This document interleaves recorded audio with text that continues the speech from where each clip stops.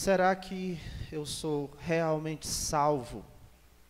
Será que eu sou realmente um crente? Essa foi uma pergunta que eu me fiz depois de um ano que eu tinha levantado a mão na igreja para dizer que queria aceitar Jesus. Naquele dia que eu levantei lá a minha mão na igreja dizendo que queria aceitar Jesus, eu tinha combinado com outro rapaz, nós éramos adolescentes, nós tínhamos combinado que naquele domingo a gente iria aceitar Jesus. Então, no final da mensagem, não lembro se o pastor perguntou, mas nós levantamos a mão para dizer que queríamos aceitar Jesus. Depois eu entendi, depois de algum tempo, entendi que os passos necessários para a salvação é mais do que combinar com alguém o dia em que você quer aceitar Jesus. Então, essa pergunta que eu me fiz um ano depois, será que eu sou realmente salvo? Será que eu sou realmente um crente? Foram perguntas que eu fiz depois de um ano na igreja, ouvindo pregações, principalmente os estudos do culto de doutrina na quarta-feira e também os estudos da escola dominical. E eu via que faltava transformação na minha vida, muito daquilo que o pastor ensinava sobre como um crente devia viver, não eram coisas que eu via na minha vida. Então, os questionamentos e essa dúvida foram crescendo na minha mente, foram me perturbando muito, até que um dia eu clamei ao Senhor no meu coração, dizendo: Senhor, se eu ainda não for salvo, me salva, porque eu quero ser um crente de verdade. E desde esse dia, eu consigo ainda lembrar o momento em que eu fiz isso, eu tenho absoluta certeza da minha salvação, porque Jesus disse lá em João 6,37, o que vem a mim, de modo nenhum o lançarei fora. E também Romanos 10,13 diz, porque todo aquele que invocar o nome do Senhor será salvo. Então, além disso, além da minha confissão de fé em Cristo, durante todos esses anos, um pouco mais de 20 anos, Deus tem trabalhado na minha vida para que eu me incomode, para que eu lute contra pecados e que eu esteja buscando fazer a vontade de Deus. Segundo Timóteo 2,19 diz, aparte-se da injustiça todo aquele que professa o nome do Senhor. Aparte-se da injustiça todo aquele que professa o nome do Senhor. Então, eu gostaria de trazer algumas perguntas para pensarmos. Você é realmente salvo? Você se entristece com o seu pecado? Se abate, se entristece diante de um coração pecaminoso? Olhando para a maneira como você vive, você se distingue de outros pelo seu bom testemunho como um crente? Você é alguém que está em obediência a Deus, que obedece a Deus? Você deseja fazer a vontade de Deus? É um desejo que tem no seu coração, querer fazer a vontade de Deus, querer agradar a Deus? Você tem certeza que você é salvo? Tem certeza disso? Hoje, eu quero convidar nós, irmãos, e aos nossos visitantes, primeiramente aos irmãos da igreja, convidar para colocarmos os nossos corações diante da palavra de Deus, especialmente diante do livro, primeira epístola de João, que fica próximo do livro de Apocalipse. Aquele livro é um livro que nos ajuda a avaliar a nossa vida, tanto no aspecto do nosso comportamento, no aspecto do nosso relacionamento e no aspecto do nosso conteúdo doutrinário, do que nós cremos. É um livro que nos ajuda a nos avaliar para entendermos se somos realmente salvos. O objetivo de 1 João é dar certeza de salvação para quem tem essa certeza, e dá certeza de não salvação para quem não tem a salvação. 1 João 5,13, quase no final do livro, diz assim, o apóstolo João diz, estas coisas vos escrevi a fim de saberdes que tendes a vida eterna. Quem são esses que podem saber, que podem ter certeza que têm a vida eterna? Ele diz, a vós outros que credes em o nome do Filho de Deus. Mas antes de nós caminharmos para a primeira epístola de João, e termos ali a certeza da nossa salvação fortalecida, eu quero que, primeiro, nós demos uma passada pelo Evangelho de João. No Evangelho de João, o quarto livro do Novo Testamento, você tem a oportunidade de ser levado a crer em Cristo. Você tem a oportunidade também, se você já crê em Cristo, de ter a sua fé em Cristo fortalecida. O Evangelho de João foi escrito principalmente com o objetivo de produzir a fé em Cristo, produzir uma fé verdadeira em Cristo. Porque somente uma fé em Cristo que é genuína, somente uma fé em Cristo que não é falsa, que não é superficial, somente uma fé em Cristo que é real, que é verdadeira, somente essa fé é abençoada com a salvação. Somente essa fé real, genuína, é abençoada com a vida eterna. Então, antes de nós mergulharmos em 1 João, nós vamos fazer, durante alguns domingos, um voo sobre o Evangelho de João, e nós vamos parar em alguns pontos estratégicos. Nós não vamos caminhar por todo o livro, mas nós vamos parar em alguns pontos estratégicos, com o objetivo de nos preparar para então depois nós irmos para a primeira epístola de João. Então, a nossa primeira parada hoje no Evangelho de João é quase no final do livro, no capítulo 20. Abra sua Bíblia em João, capítulo 20, e eu vou ler ali 2 versículos, os versículos 30 e 31. João, capítulo 20, versículos 30 e 31.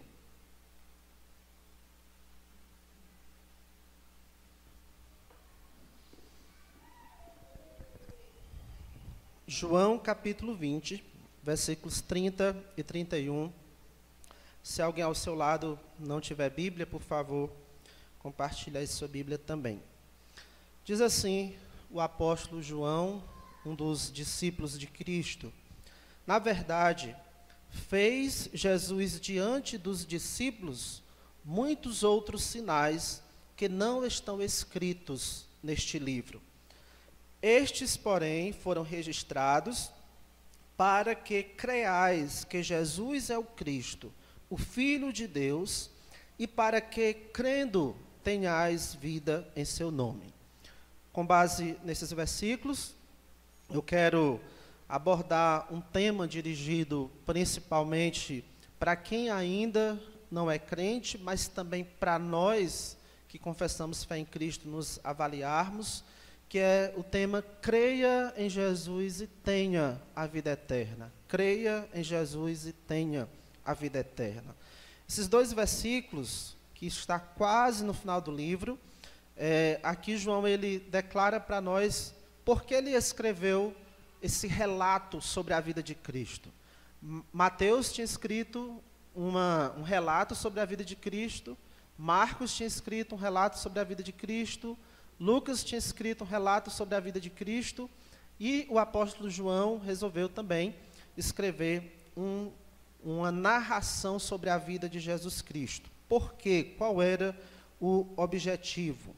O objetivo, como é bem declarado no versículo 31, é para que você creia que Jesus é o Cristo, o Filho de Deus, e para que você, crendo, você então tenha a vida eterna. O livro de João está aí entre os 66 livros da Bíblia, para que você creia que Jesus é o Cristo, e para que você, crendo nisso, você então tenha a vida eterna.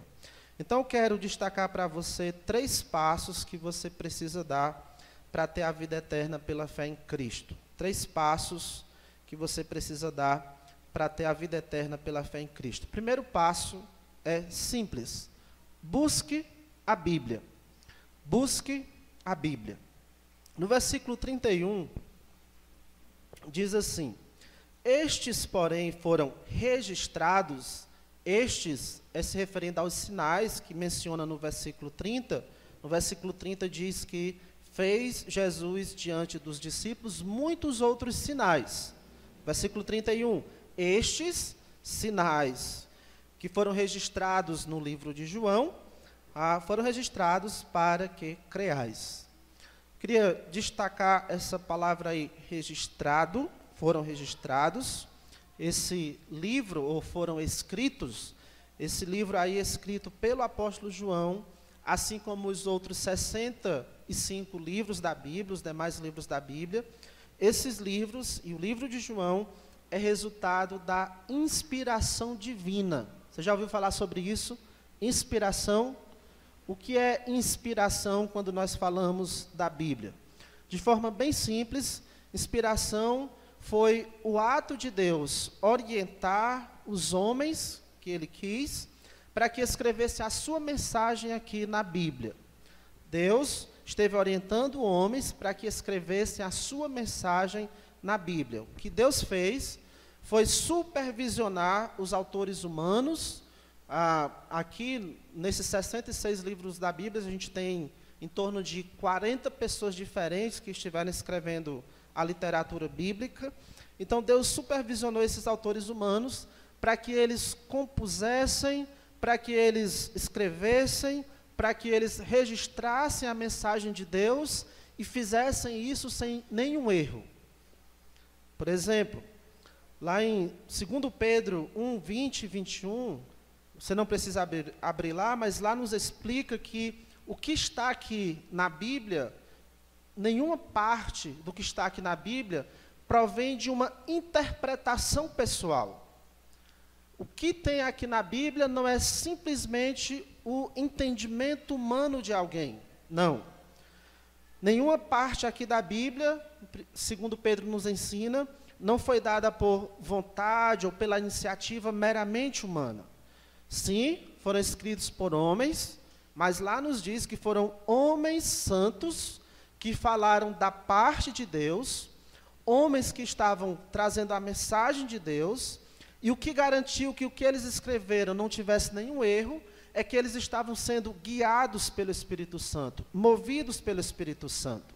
Então, o resultado final do trabalho desses homens que estavam sendo guiados pelo Espírito Santo no processo de escrever a Bíblia, é uma literatura, ou todo esse livro, sem nenhum erro. E isso aconteceu também com esse livro no qual nós estamos, o Evangelho segundo João. Deus supervisionou o apóstolo João enquanto ele escrevia esse livro, para que no final desse livro contivesse apenas aquilo que Deus queria que tivesse e sem nenhum erro.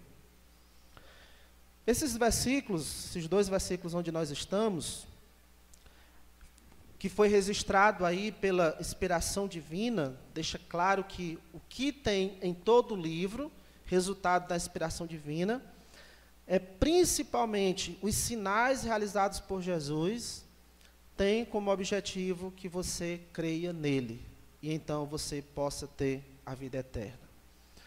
Em outras palavras, você precisa ir para a Bíblia, você precisa vir para esse material escrito, para que você tenha a vida eterna. Mas será, pense comigo, que não existe uma outra maneira, um outro caminho? Será que não existe uma outra alternativa para que você possa conhecer o que é necessário para você ser salvo sem que precise da Bíblia? Será que precisa mesmo? Será que a única fonte é a Bíblia para que você possa ser salvo? Será que é isso mesmo? Será que não existe a possibilidade de você ter uma revelação pessoal de Deus, falar diretamente com você e lhe mostrar qual é o caminho da salvação? Será que não existe essa possibilidade? Ou talvez que você tivesse um sonho e Deus falasse com você através desse sonho. Ou que o próprio Cristo aparecesse para você, ou você entendesse, Cristo apareceu para mim e me disse como eu podia ser salvo. Será que não existem essas alternativas além da Bíblia? Apesar dessas alternativas serem encantadoras, atrativas, escute. A fonte mais confiável com as informações que você precisa para ser salvo é a Bíblia. A fonte mais confiável com as informações que você precisa para ser salvo é a Bíblia. Esses dois versículos aqui, João 20, 30 e 31, é a conclusão de um evento que acabou de acontecer. João, ele narrou um determinado evento e logo em seguida ele dá essa conclusão em relação ao evento que ele menciona. Jesus tinha morrido, passaram-se 3 dias, ele ressuscitou e aí ele apareceu aos discípulos. Os discípulos estavam num certo lugar e do nada Jesus apareceu diante deles, mas tinha um camarada lá, um dos discípulos que não estava presente, Tomé. E aí os outros disseram a ele depois: nós vimos o Senhor. Você lembra qual foi a reação de Tomé? Versículo 25.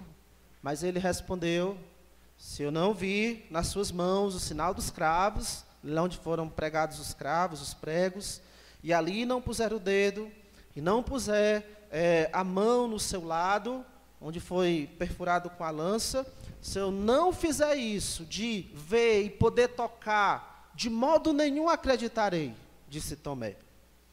Muito bem, depois de 8 dias, todos eles estavam reunidos de novo num lugar, e dessa vez Tomé estava também, e de repente apareceu ali Jesus Cristo entre eles, e veja o que diz a partir do versículo 27.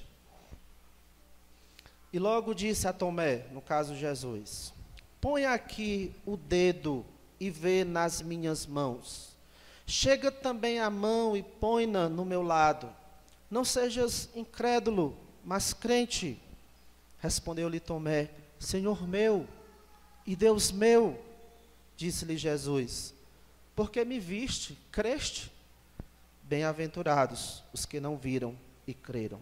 Bem-aventurados os que não viram e não puderam tocar e ainda assim creram. Nós não vimos os milagres de Jesus. Vimos? Você viu? Você estava presente em algum dos momentos em que Jesus realizou algum milagre? Não. Você viu Jesus ressuscitado? Também não. Então, como é que nós vamos crer se nós não podemos ver Jesus realizando milagres, se nós não vimos com os nossos próprios olhos Jesus ressuscitado? É por isso que esse livro é importante. Nesses versículos finais aqui do capítulo 20, João ele está nos dizendo que nós podemos e que nós devemos crer naquilo que está escrito. Nós não precisamos ver para crer. A fé vem pelo ouvir, ensina a palavra de Deus. A fé vem pelo ouvir e ouvir a palavra escrita de Deus.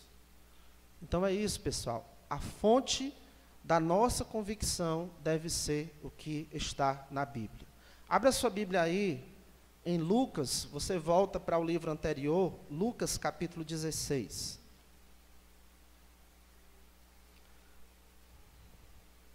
Lucas capítulo 16, a partir do versículo 19, Jesus conta que 2 homens morreram, um era rico e o outro era pobre, Lázaro. Então os 2 morreram e foram para o seu destino aí pós-morte. Lázaro foi para o seio de Abraão e o rico foi para o Hades, para o inferno. E lá no inferno, esse homem em tormento, vendo ao pai Abraão, ele disse o seguinte no versículo 27, Lucas 16 e 27. Então replicou: Pai, eu te imploro que eu mandes à minha casa paterna. Essa petição era que Abraão mandasse Lázaro de volta para os vivos, para que ele pudesse voltar para a casa daquele rico, para a família daquele rico. Ele diz no versículo 28, porque tenho 5 irmãos, para que ele lhes dê testemunho, a fim de não virem também para este lugar de tormento. Pai Abraão, manda Lázaro de volta para que ele pregue, para que ele testemunhe para os meus 5 irmãos, para que eles não venham para esse lugar de tormento em que eu estou. Olha a resposta de Abraão, versículo 29. Respondeu Abraão: eles têm Moisés e os profetas. Isso aqui eram termos para se referir às escrituras da época. Eles têm as escrituras. Ouçam-nos, ouçam-nas. Mas ele insistiu: não, pai Abraão, eles não vão ouvir as escrituras. Essa era a ideia.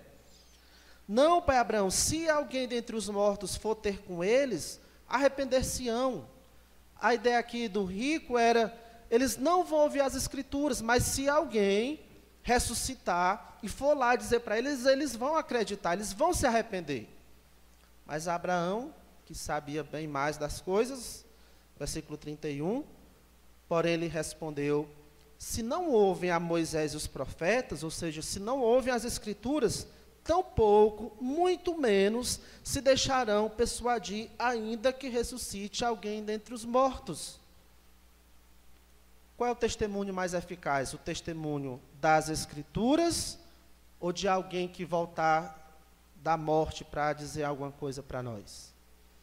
Biblicamente, as escrituras é a fonte da nossa convicção mais confiável.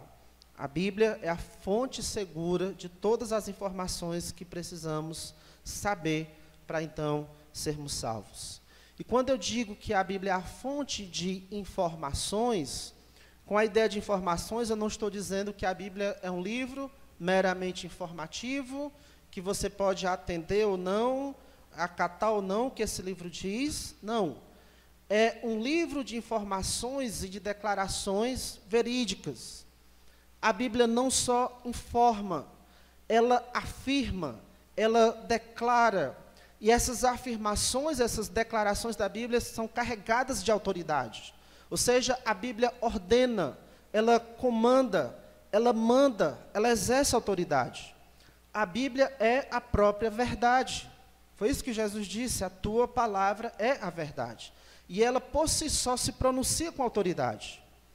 Então, não é que é para a gente pegar a Bíblia e avaliar: será que eu concordo com isso? Ou não? Não, eu não concordo com isso. Pouco importa se você concorda com o que a Bíblia diz ou não. Ela é a verdade autoritativa, ela tem autoridade, simplesmente se requer de nós que nos submetemos, que obedeçamos à Bíblia sem muita dificuldade. A nossa atitude deve ser acatar com obediência a mensagem da Bíblia. Para ser salvo, é indispensável que você dê esse passo, busque a Bíblia, busque o contato com a Bíblia.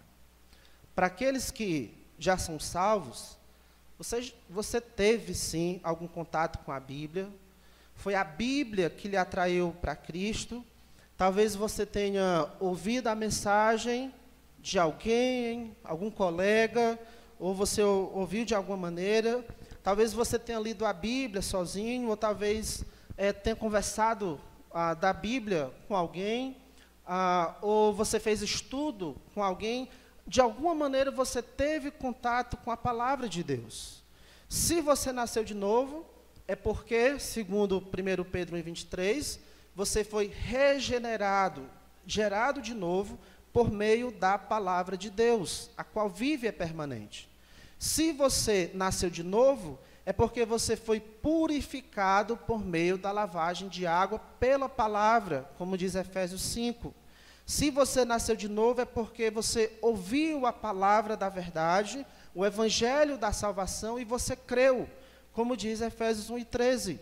Se você nasceu de novo, é porque a sua fé veio pela pregação, e a pregação pela palavra de Cristo, como nos ensina Romanos capítulo 10. Você está entendendo como é indispensável a presença das Escrituras para que você seja salvo? É preciso Bíblia para você conhecer e crer nas verdades que vão lhe trazer salvação. Então, esse aí é o primeiro passo para que você tenha vida eterna. buscar a única fonte de informações necessárias para você ser salvo, que é a Bíblia. Busque conhecer e estudar a Bíblia. Muito bem. O segundo passo, depois de você buscar a Bíblia, é você buscar saber quem é Jesus. Quem é Jesus para que eu nele creia? Perguntou um dos personagens aqui da Bíblia. Voltando aqui ao nosso texto de João 20, João capítulo 20, no versículo 31, estes, porém, foram registrados para que creiais que Jesus é o Cristo, Filho de Deus. João, ele escreveu esse livro com o objetivo de evangelizar, de levar as boas novas, as boas notícias sobre Jesus Cristo. João, ele escreveu esse livro com a intenção de que as pessoas conhecessem quem é o Cristo. João queria apresentar que Jesus é o homem que tem as qualidades do Cristo. O que é isso? O Cristo. Esse nome Cristo é um título que significa ungido, significa escolhido. É a mesma ideia da palavra Messias, que era usada na Bíblia hebraica do Antigo Testamento, com a ideia de Messias, que significa isso, o escolhido ou ungido.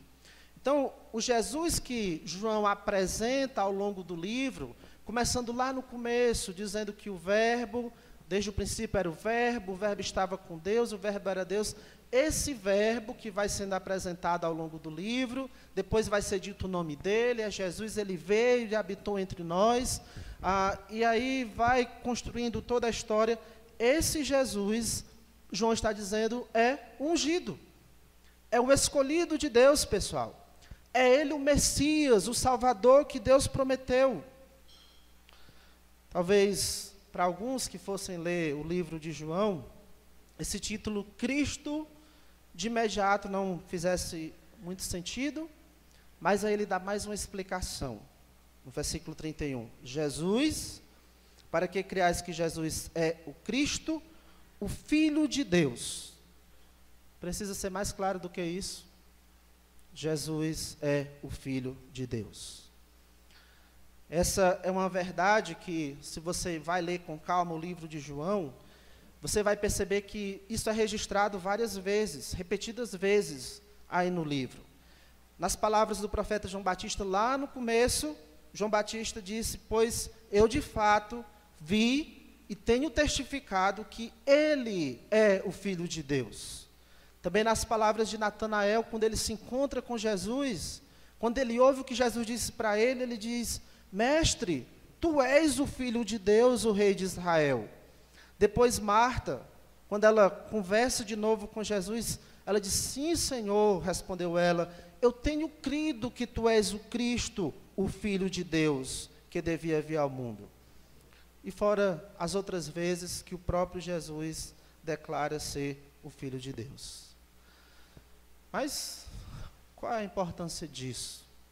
O que importa isso? Saber que Jesus é o Filho de Deus. O que importa Jesus ser o Filho de Deus? Uma das importâncias de Jesus ser o Filho de Deus é o que isso significa. O que significa dizer que Jesus é o Filho de Deus? O que significa? Simples também. Significa que Jesus, o próprio Jesus, é Deus. Dizer que Jesus é o Filho de Deus é dizer que Jesus é Deus. E essa era uma das coisas que os judeus que conviviam com Jesus não queriam admitir, porque eles olhavam para Jesus, era um homem, um carpinteiro, que veio de uma família pobre, que por 30 anos ninguém mal sabia quem era esse homem, e de repente ele aparece, dando uns ensinamentos muito bons, e fazendo alguns milagres, mas ele é o Filho de Deus. Quem ele pensa que é para dizer que é Filho de Deus? Então, quando Jesus dizia que era Filho de Deus, isso atiçava a raiva dos judeus. Lá no capítulo 5, versículo 18, lá diz que os judeus odiavam ainda mais, eles já tinham ódio por Jesus, Mas porque Jesus disse algo, eles odiavam ainda mais, porque também dizia que Deus era o seu próprio Pai, fazendo-se igual a Deus. Então veja bem, João, apóstolo João, no seu livro, ele quer que cheguemos a entender quem é Jesus. É por isso que a gente precisa dar aquele primeiro passo de buscar a Bíblia. Se você nunca pegou na Bíblia, você tem uma noção de quem é Jesus, você tem algum conceito sobre Jesus. Porque você já tem ouvido falar tanto de Jesus que você tem um Jesus aí na sua cabeça. Se alguém lhe perguntar para você quem é Jesus, você tem um perfil de Jesus aí na sua cabeça. Mas a questão é, esse Jesus que você tem aí na sua cabeça, é esse Jesus da Bíblia? É esse Jesus aqui do Evangelho de João? Esse Jesus aí na sua cabeça, é esse Jesus que é Deus? Jesus é Deus, ele é o Salvador escolhido por Deus. Jesus é a pessoa que Deus escolheu, melhor dizendo, Jesus é a única pessoa que Deus escolheu. Jesus é a única pessoa que Deus autorizou para ser o nosso Salvador. E ele é o próprio Filho de Deus. Não há nenhuma outra pessoa além de Jesus autorizado a oferecer salvação ou a realizar salvação. João 3,16, porque Deus amou ao mundo de tal maneira que deu o seu Filho unigênito, e mais não tem outra pessoa, apenas este, o seu Filho unigênito, para que todo o que nele crê não pereça, mas tenha a vida eterna. E aqui essa verdade importante, que esse Filho de Deus também é Deus. Jesus, juntamente com o Deus Pai, juntamente com o Espírito Santo, constituem um único Deus. Jesus, ele desfruta das mesmas qualidades, do mesmo poder, da mesma glória, da mesma majestade, da mesma divindade de Deus Pai, de Deus Espírito Santo. Como eu já mencionei lá o capítulo 1, versículo 1, no princípio era o verbo estava com Deus e era Deus. O verbo era também Deus. João, ele nos apresenta no seu livro essas informações diretas de Jesus, essas declarações diretas que Jesus se declara ser o Filho de Deus. Ele apresenta também pessoas que, conversando com Jesus, declaram que Jesus é o Filho de Deus. E ele, na sua narração como autor, ele também vai informar que Jesus é o Filho de Deus. Mas, além disso, João, ele não somente declara que Jesus é o Filho de Deus, mas ele dá provas de que Jesus é o Filho de Deus. Ele apresenta para nós ocasiões em que fica muito mais do que comprovado de que, de fato, Jesus é o Filho de Deus. E essas provas são os sinais que ele menciona aí no versículo 30. Na verdade, fez Jesus diante dos discípulos muitos outros sinais que não estão escritos neste livro. Estes sinais, porém, foram registrados. Esses sinais aí são os feitos miraculosos, os milagres que Jesus realizou, que estão aí narrados no livro de João. Inclusive, essa era uma das exigências que os judeus fizeram para Jesus Cristo. Jesus tinha dito que tinha sido enviado por Deus, e aí eles rebateram. Que sinal tu fazes para que vejamos e creiamos em ti? Quais são os teus feitos?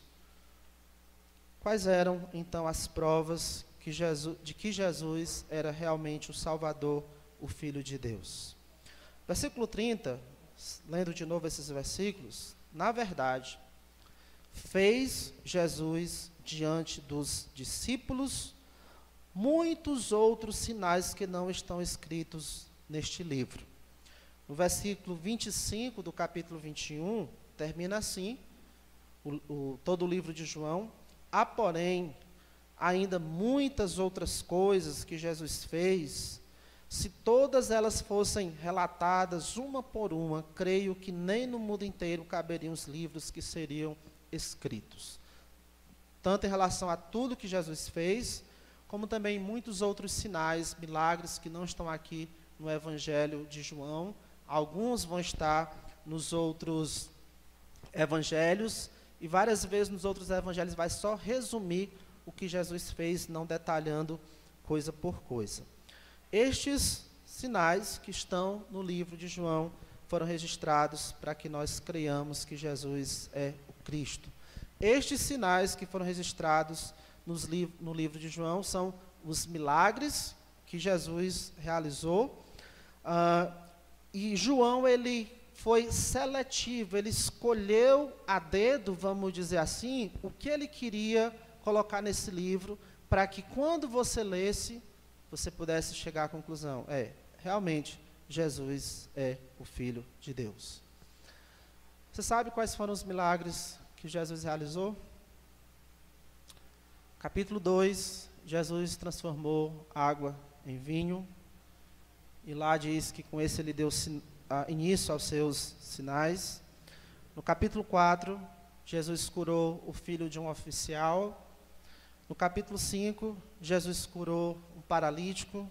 No capítulo 6, Jesus multiplicou pão para mais de 5.000 pessoas. No capítulo 9, Jesus cura um cego de nascença. No capítulo 11, Jesus ressuscita a Lázaro. Até aqui, no capítulo 11, foi o maior dos milagres. Isso despertou ainda mais a ira dos judeus contra Jesus Cristo. E, enfim, nesse capítulo 20, nós temos o maior de todos, que é a ressurreição de Jesus Cristo. Tem dois ainda mencionados no livro de João, o que Jesus andou por sobre o mar, e tem também no capítulo 21 que Jesus disse para os discípulos lançar as redes em um determinado local. Eles passaram a noite sem pescar, e quando eles obedeceram o mandamento de Cristo, eles pescaram 153 grandes peixes. E quando diz 153 grandes peixes, não era só história de pescador, João, é porque realmente os peixes eram grandes. Mas estou mencionando esses 7 aqui, que Jesus transformou água em vinho, que curou o filho de um oficial, que curou um paralítico, multiplicou pães, curou um cego de nascença, ressuscitou a Lázaro, e também a sua própria ressurreição, porque há algo interessante a respeito desses milagres, que geralmente esses milagres, há ligado a eles algum discurso de Jesus Cristo, ou alguma conversa de Jesus Cristo, para explicar o significado desses milagres. E nesse discurso, nessa conversa, nessa explicação, o objetivo é que as pessoas entendam e possam crer que Jesus é o Cristo, o Filho de Deus. Esses milagres é uma maneira de aprovar, de confirmar que Jesus é quem ele diz que é o Filho de Deus, o Salvador prometido. Então esse é o segundo passo que você precisa dar. Você precisa buscar saber quem é Jesus, buscar conhecer quem é Jesus. E por fim, o terceiro passo que você precisa dar, depois de você buscar a Bíblia, e na Bíblia buscar conhecer quem é Jesus, o terceiro passo é crer nesse Jesus apresentado na Bíblia. Estes, porém, foram registrados para que creiais que Jesus é o Cristo, o Filho de Deus, e para que, crendo, tenhais vida em seu nome. Como eu já disse, o principal objetivo de João é fazer com que as pessoas creiam em Jesus Cristo. João escreveu esse livro aguardando isso, tendo como expectativa, como resultado, que pessoas passassem a crer em Jesus como seu Salvador. João tinha como objetivo que as suas palavras aqui, que foram palavras inspiradas por Deus, produzissem fé verdadeira em Cristo. João esperava que a sua resposta diante do que você lê aqui acerca de Jesus Cristo é que você cresce nele. Vamos ao capítulo 2, versículo 11.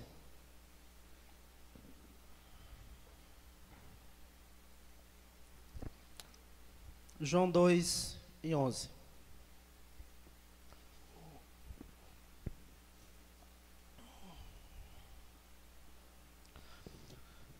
No texto em que Jesus, ou na ocasião em que Jesus transforma água em vinho, diz assim o versículo 11: com este deu Jesus princípio a seus sinais em Caná da Galileia, manifestou a sua glória e os seus discípulos creram nele.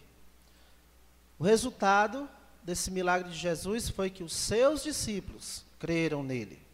Avance aí para o capítulo 4, versículo 53, 4 e 53. Quando Jesus cura o filho de um oficial, Jesus só disse: vai, o teu filho vive. Versículo 53, depois que ele se encontra com os seus servos que estavam vindo ao encontro dele, esse oficial, com isto reconheceu o pai ser aquela precisamente a hora em que Jesus lhe dissera: teu filho vive. E creu nele, creu ele e toda a sua casa. E esse foi o segundo sinal que Jesus fez. O resultado daquele evento foi pessoas crendo em Jesus Cristo. No capítulo 5, Jesus ele cura um paralítico. Isso vai render uma discussão ali com alguns judeus.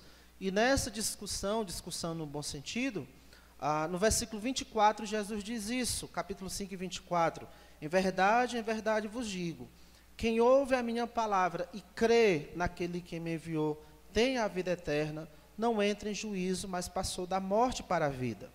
No capítulo 6, quando Jesus multiplica os pães, depois isso também vai gerar uma discussão, um momento de conversa com os judeus. E nessa discussão Jesus faz essa declaração, capítulo 6 e 35, declarou-lhes, pois Jesus: eu sou o pão da vida, o que vem a mim jamais terá fome, e o que crê em mim jamais terá sede. Depois, no capítulo 9, onde Jesus cura um cego de nascença, Jesus cura ele, se aparta dele, depois Jesus tem de novo um encontro com ele, e nesse reencontro, no versículo 35, ouvindo Jesus que eu tinha expulsado, encontrando-o, lhe perguntou: crês tu no Filho do Homem? Ele respondeu e disse: quem é, Senhor, para que eu nele creia?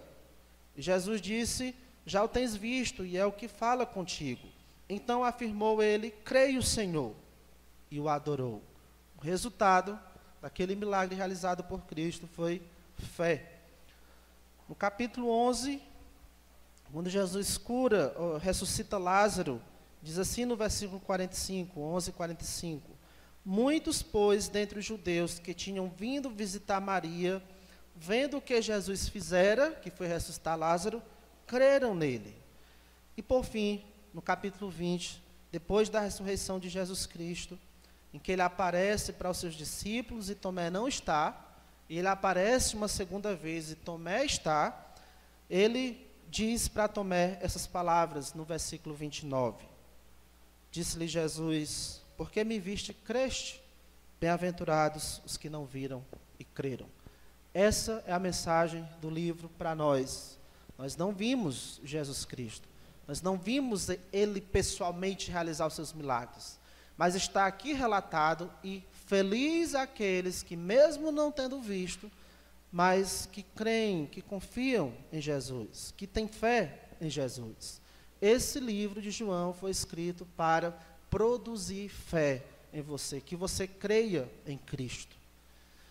Mas tem uma pergunta, pessoal, muito importante que nós precisamos fazer, que é esta: o que é fé? E essa é uma pergunta que talvez a gente suponha saber também. O que é esse crer? Quando João diz aqui, para que creais que Jesus é o Cristo, o que é que ele quer dizer com isso? O que é esse crer? Como é que você sabe que você crê realmente em Cristo? Como é que você sabe que tem mesmo essa fé que João quer que você tenha em Cristo? Eu acho que uma situação aqui na vida dos discípulos pode nos ajudar a entender como é essa fé. Capítulo 6, capítulo 6 de João.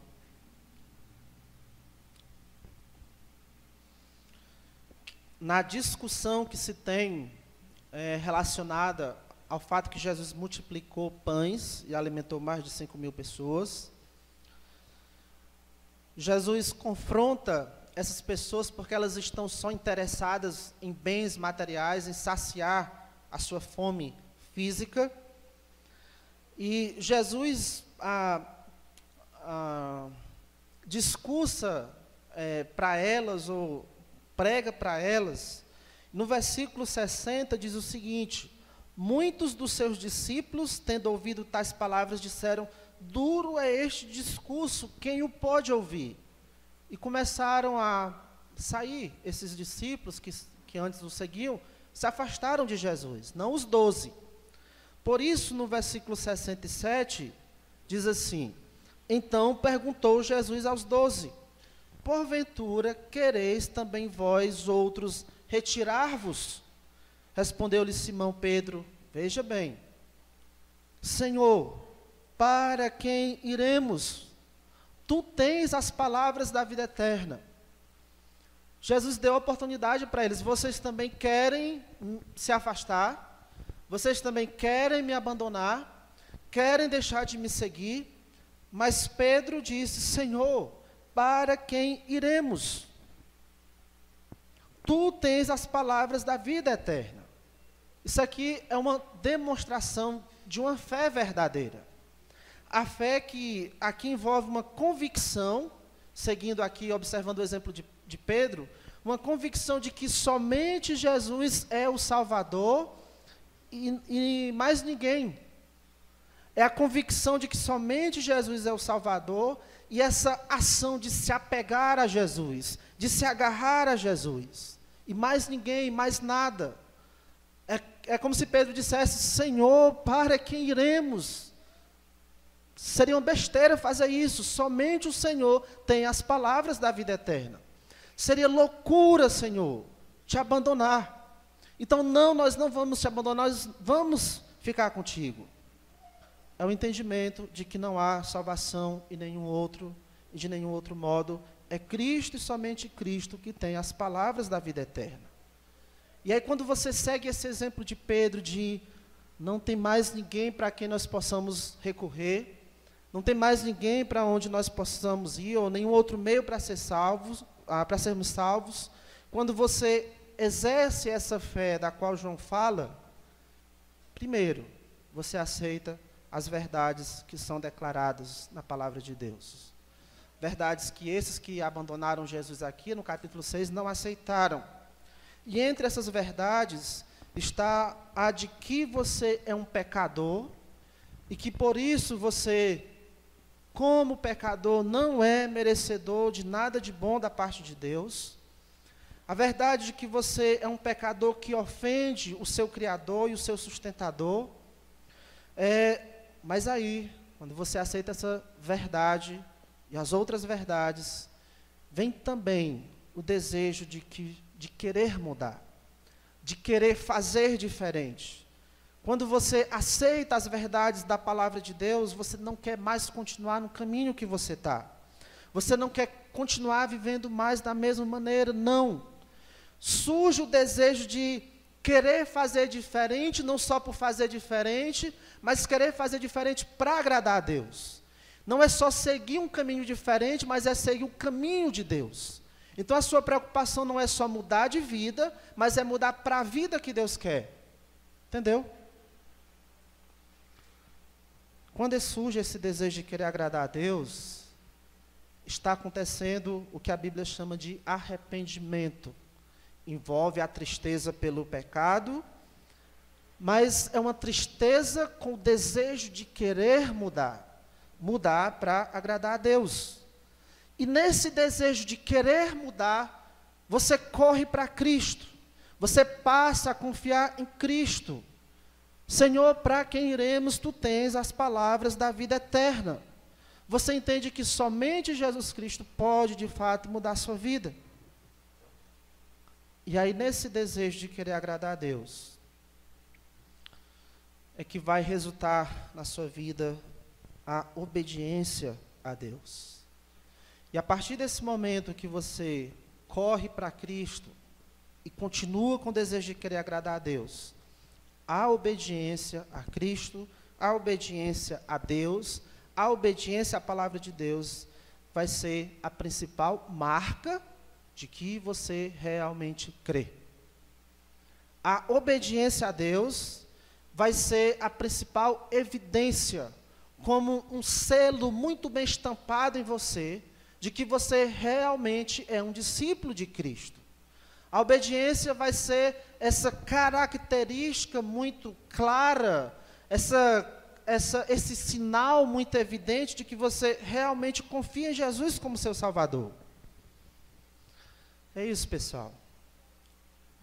A verdadeira fé, a verdadeira confissão de fé, ela é testemunhada, ela é evidenciada pela obediência a Cristo. Não é só, eu creio em Cristo um dia, e pronto. Porque Jesus disse, lá em Mateus 7:21, nem todo que me diz Senhor, Senhor, entrará no reino dos céus, mas aquele que faz a vontade do meu Pai que está nos céus. Não é só o dizer que abre, o dizer, eu creio em Cristo, que abre as portas do céu para nós. Sim, você precisa crer em Cristo, mas como é que você vai saber que isso é verdade? Como é que você vai saber que realmente creu em Cristo? Tem como saber? Tem. Examine a sua vida, existe a obediência a Cristo? Se existe a obediência, então sim, você entrou pela porta estreita, você está naquele caminho apertado, que lá no final será o lá eterno, a salvação. A grande marca da existência da verdadeira fé é esse desejo de querer fazer a vontade de Deus. Porque é com isso, com obras, com a obediência a Deus, que se mostra a existência de uma fé verdadeira. Escute bem, isso é muito importante, porque é muito fácil alimentar uma fé falsa. É muito importante você se certificar se realmente tem a fé verdadeira, porque é muito, muito fácil alimentar uma fé falsa. Alimentar uma certeza de salvação quando não se tem essa salvação. Vamos passar rapidamente aqui por alguns versículos no livro de João. João 2. João capítulo 2. Versículos 23 e 24. No início do capítulo, Jesus fez lá o milagre de transformar água em vinho. Os seus discípulos passaram a crer nele. Depois, Jesus ele vai para Jerusalém. É lá que ele chega no templo e vira as mesas lá e reclama das pessoas que estavam fazendo da casa de Deus um comércio. No versículo 23 diz, estando ele em Jerusalém, durante a festa da Páscoa, muitos, vendo os sinais que ele fazia, creram no seu nome. Muitos, vendo os sinais que ele fazia, creram no seu nome. Olha o versículo 24. Mas o próprio Jesus não se confiava a eles, porque os conhecia a todos. Jesus não simplesmente, que bom que tem muita gente crendo em mim. Venham, é isso mesmo, pessoal. Não. Jesus discernia que ali nem todos tinham crido de verdade. Estavam confessando fé nele. Muitos, mas nem todos eram uma fé verdadeira. Então Jesus não se confiava a eles. Capítulo 6. Capítulo 6.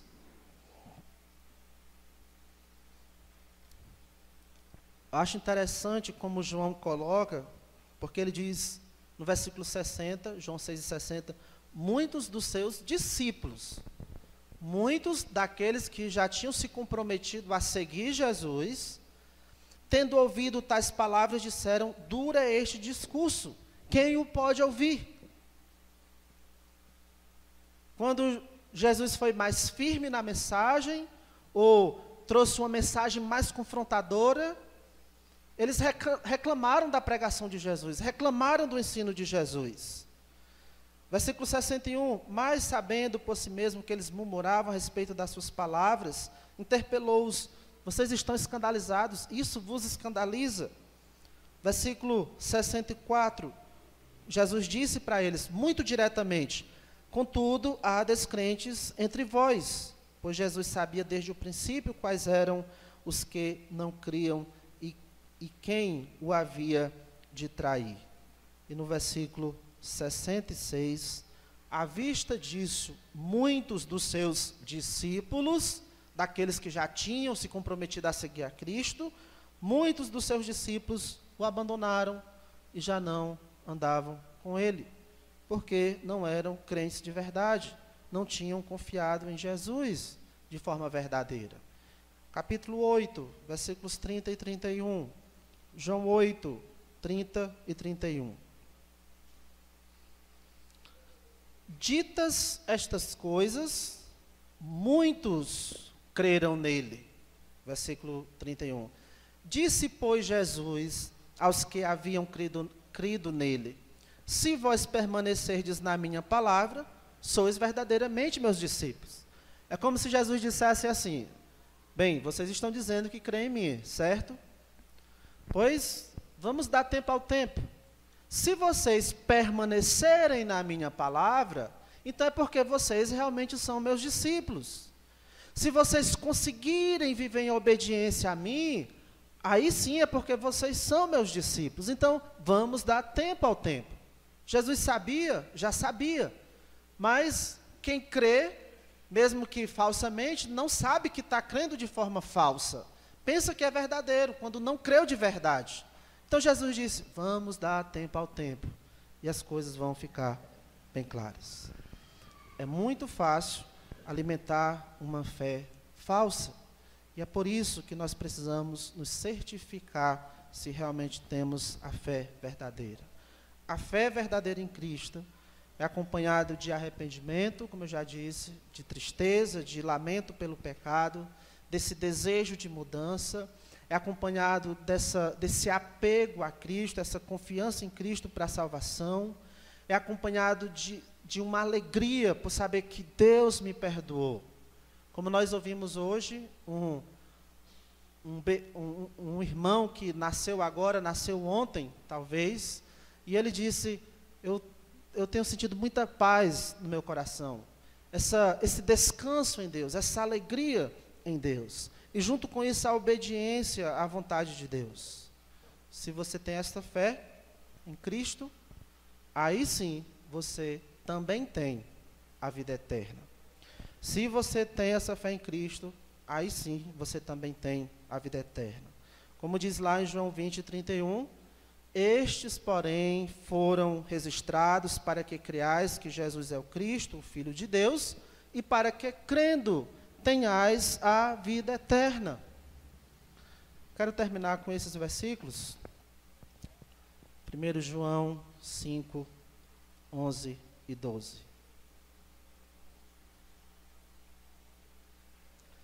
1 João, capítulo 5. Você estava aí no Evangelho, agora você vai para a primeira epístola de João, quase lá no final, um pouquinho antes do livro de Apocalipse. Tem o livro de Judas, tem a terceira epístola de João, a segunda epístola de João, e aí 1 João. Ou você pode ir Hebreus, Tiago, 1 e 2 Pedro, e aí 1 João, capítulo 5, versículo 11 e 12. E o testemunho é este, que Deus nos deu a vida eterna. 1 João 5, 11 e 12. O testemunho é este, que Deus nos deu a vida eterna. E esta vida está no seu Filho. E aí a equação é muito simples no versículo 12. Aquele que tem o Filho, tem a vida. Aquele que não tem o Filho de Deus, não tem a vida. Entendeu?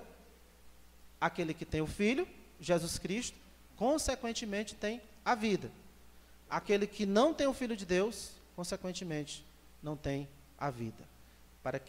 Para que creiais que Jesus é o Cristo, o Filho de Deus, e para que crendo tenhais vida em seu nome. Não existe salvação à parte de Jesus Cristo. Não há salvação em nenhum outro, porque abaixo do céu não foi dado nenhum nome entre os homens, pelo qual importa que sejamos salvos. Cristo e Cristo somente. Deixe-me lançar aquelas perguntas do início. Você realmente é salvo? Você se entristece com o seu pecado? Você se abate diante de um coração pecaminoso? Ao examinar a sua vida, você percebe que você é diferente dos outros por causa do seu testemunho? Você sente vontade de agradar a Deus, mesmo sabendo das lutas, das quedas, das falhas, mas você sabe que o que predomina no seu coração é o desejo de agradar a Deus, é isso? Você tem certeza que você é salvo? Se não, eis aí os passos. Busque a Bíblia, procure saber o que é que a Bíblia ensina sobre Jesus, para que então você possa fazer como o apóstolo Pedro, e dizer para Cristo: Senhor, para quem eu irei? É o Senhor que tem as palavras da vida eterna. E ciente disso, você poder dizer para outras pessoas: eu creio em Jesus como meu Salvador. Vamos orar. Senhor Deus, muito obrigado, Senhor, porque o Senhor é tão grande, tão gracioso. O Senhor não precisaria se importar com nenhum de nós. Poderia simplesmente nos deixar em nossa própria vontade, à mercê da nossa própria inteligência. E é certo que a nossa vida seria um caos. Mas obrigado porque desde o início o Senhor tem se portado com o homem e tem providenciado os meios de salvação. E tudo se caminhou para que no tempo certo viesse Jesus Cristo, que é Deus, mas que se tornou homem, para que recebesse em nosso lugar a punição que os nossos pecados merecem. Obrigado por esse livro, a Tua Palavra, que durante a história muitos tentaram a destruir por completo, mas o Senhor soberanamente tem preservado esse livro para que a Tua mensagem continuasse sendo repassada de geração em geração, para que as pessoas possam ouvir de Cristo, conhecer a Ele e, por crerem nele, ter a vida eterna. O Senhor nos abençoe como a Tua igreja, que nós sejamos fiéis na proclamação do Senhor Jesus Cristo, do anúncio de Jesus Cristo.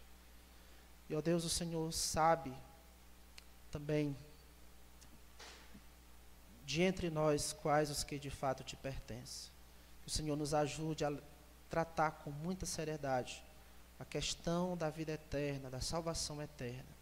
Porque só há dois caminhos, um que leva para a eternidade contigo e um que leva para longe de Ti na eternidade. Um que leva para o lago de fogo eterno e um que leva, ó Deus, para a Tua presença eterna. E esse caminho é Jesus Cristo. Nos ajude a estarmos cientes, certos de que realmente entramos por essa porta, Jesus Cristo, por nos arrependermos e por termos crido nele como Salvador, e que estamos realmente caminhando nesse caminho apertado da luta contra o pecado, da luta contra os prazeres desse mundo, e de uma vida de prazer, de alegria, de obediência a Ti. Ó Deus, que o Senhor nos ajude em todas estas coisas. Em nome de Cristo. Amém.